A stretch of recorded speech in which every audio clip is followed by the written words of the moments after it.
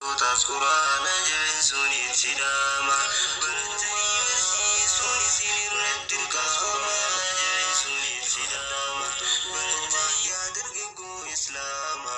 yaa shamarran islaama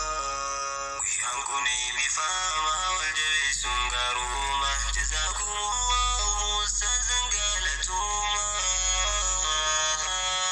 barattoota quraana jabeessuun sidama baratanii barsiisuun isinirratti dirqama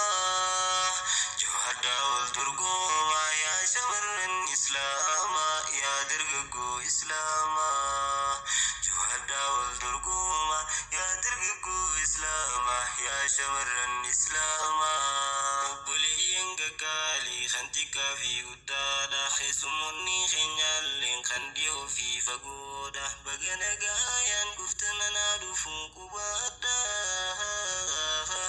eebbifamtoota keenyaas gammachuun hin simadha ijoollee bartee barsiisuuf qabduun yaa fagoodha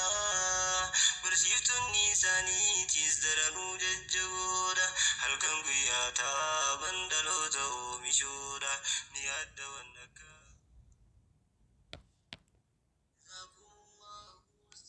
galatuma barattoota quraana jabeessuun sidama baratanii barsiisuun isinirratti dirqama jawaadhaa ol dorgoma yaa dargaggoo islaama yaa shamarran islaama guyyaan kun eebbifama wal jabeessuun gaaruma jazaakumullahu ustaazan gaalatuma barattoota quraana jabeessuun sidama dirqama jawaadhaa ol dorgoma yaa shamarran islaama yaa dargaggoo islaama jawaadhaa ol dorgoma yaa dargaggoo islaama yaa shamarran islaama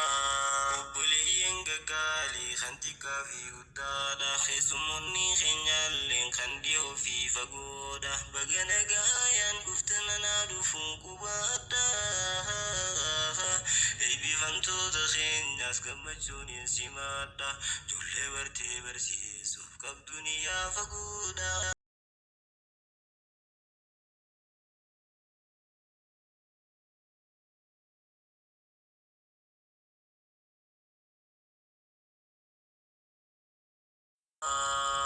jawaadhaa ol dorgoma yaa dargaggoo islaama yaa shamarran